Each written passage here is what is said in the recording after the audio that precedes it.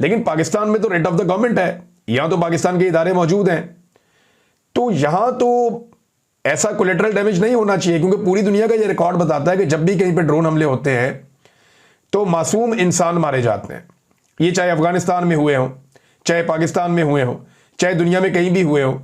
American record भी ये बताता है, नेटो का रिकॉर्ड भी ये बताता है कि ड्रोन हमलों के नतीजे में, चाहे वो इराक में हुए हैं, लीबिया में हुए हैं, हर जगह पे ड्रोन हमलों के नतीजे में मासूम शहरियों की शहादतें होती हैं। इसको अमेरिका कहता है कोलेटरल डैमेज, कि जब हम दहशतगर्दों को मारते हैं तो साथ मासूम लोग भी मारे जाते हैं। बाद औक़ात इंफॉर्मेशन गलत हो जाती है तो मासूम लोग मारे जाते हैं। जैसा कि हमारे साथ एक इंसिडेंट हुआ यहां मर्दान में कि एक ड्रोन हमला होता है, बाद में पता चला एक ही खानदान के लोग शहीद हो गए हैं और उनका ताल्लुक गुज्जर बरादरी से है।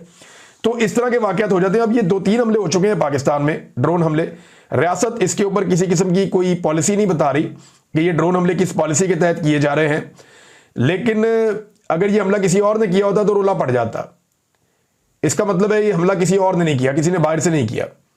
एक तो सब क्लेम कर रहे हैं ड्रोन हमला, दूसरा हमला किसी ने बाहर से नहीं किया, हमने खुद किया है। उसका नतीजा क्या निकला है या टारगेट किसको बनाया था, इसके बारे में हुकूमत ने अभी तक कुछ भी नहीं बताया, एक खामोशी है इसके ऊपर। तो मुझे अच्छी तरह याद है कि एक नगमा में सुनाया गया था, मुझे दुश्मन के बच्चों को पढ़ाना है, मुझे दुश्मन के बच्चों को पढ़ाना है। वो तब मैंने एतराज किया था कि दुश्मन कौन है और दुश्मन के बच्चों को क्या आप ये बावर करवाएंगे कि वो दुश्मन का बच्चा है।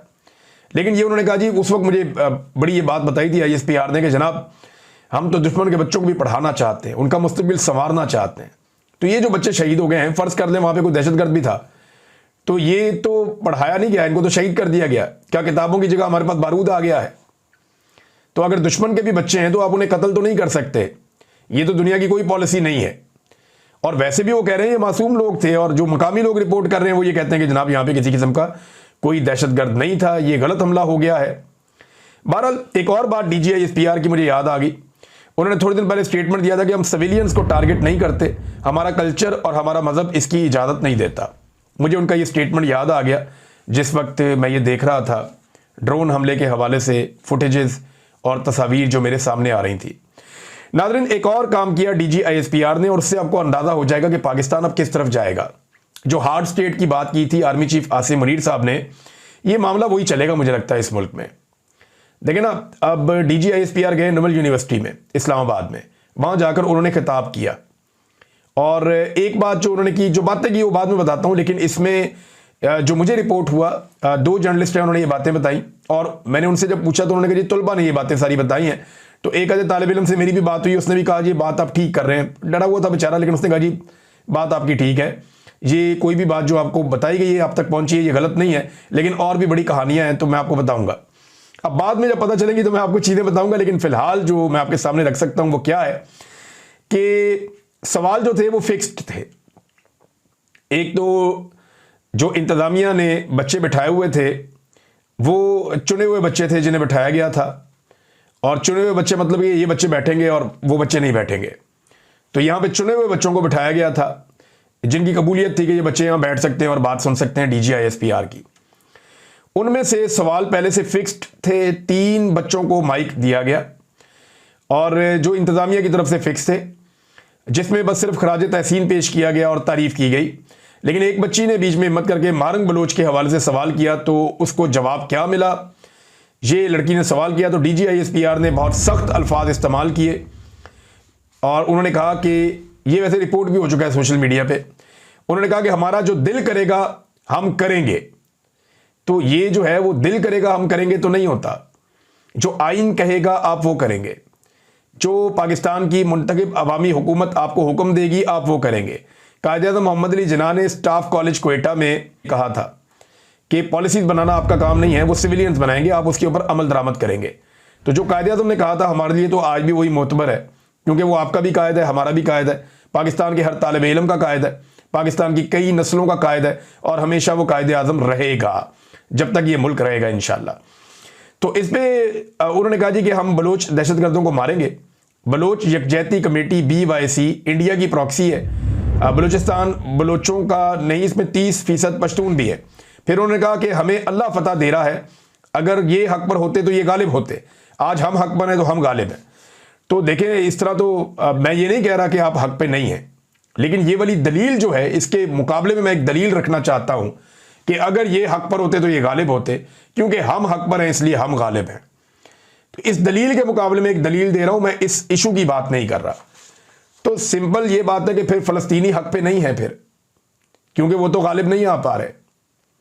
तो इसका मतलब यह है कि जो कश्मीरी हैं वो हक पर नहीं है, क्योंकि इंडियन फौज उनके ऊपर गालिब है। तो ये दलील ठीक नहीं है। बात यह होनी चाहिए कि हक किसका है, वसाइल किसके हैं, मिलने किसको चाहिए, जबरी तौर पे गुमशुदगियों का मामला क्या है, और बलूचिस्तान के अवाम की महरूमियां कैसे दूर हो सकती है। ये चीजें करेंगे तो बलूचिस्तान का मसला इंशाल्लाह हल हो जाएगा। और ये सियासी मसला है बलूचिस्तान का, इसको जो अस्करी मसला बनाया ये हमारी सबसे बड़ी गलती है।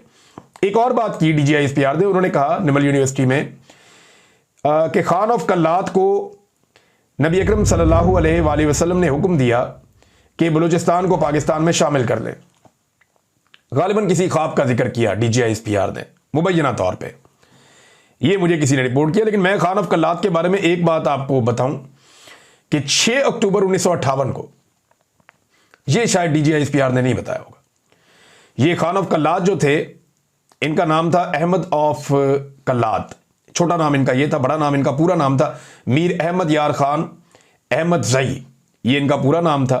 और ये खान ऑफ कल्लात थे 1920 से लेकर गालिबन अपनी डेथ तक ये रहे हैं 1979 तक, बीच में गवर्नर भी रहे हैं।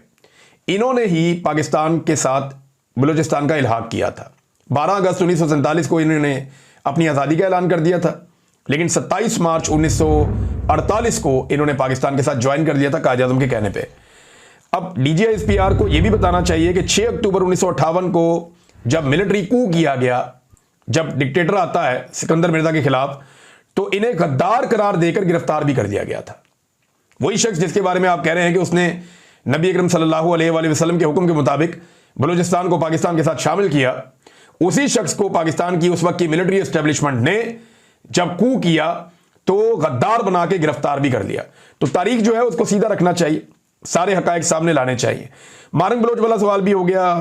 फिर यह भी बताया कि एक और चीज़ जो DGISPR ने की, मुझे उससे तकलीफ हुई। वजह यह है कि जब भी कभी मौका मिलता है पाकिस्तान की मिलिट्री एस्टेब्लिशमेंट को, वो सियासतदानों को गंदा करने का मौका हाथ से जाने नहीं देते।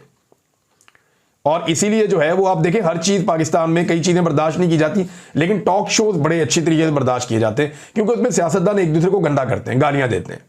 तो इससे एस्टेब्लिशमेंट का फायदा होता है कि ये वाली सियासी जमात भी गंदी, ये भी गंदी, वो भी गंदी है, वो भी गंदी है, सारे ही गंदे, सिर्फ हम अच्छे हैं। तो इससे ये तासुर बन जाता है ना। तो उन्होंने कहा जी हमारे मुल्क की पॉलिटिकल एलीट करप्ट है, ये फैसला कर लिया जी DGISPR ने और बच्चों को बता भी दिया।